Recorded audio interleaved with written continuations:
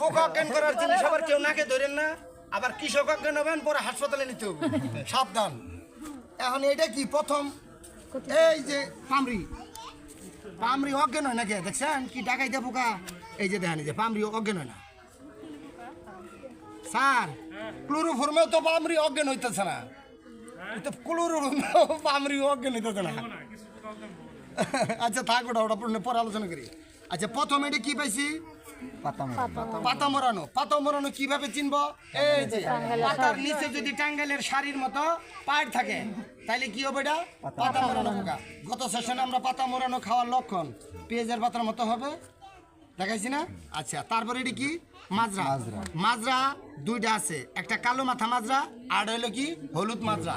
এখন আমরা এটা কোন ধরনের মাজরা ধরছি বলেন, এনে কি মাথাটা কি কালো আছে না, তাহলে এটা কালো মাথা মাজরা না, এটা কি হলুদ মাজরা পোকা। ও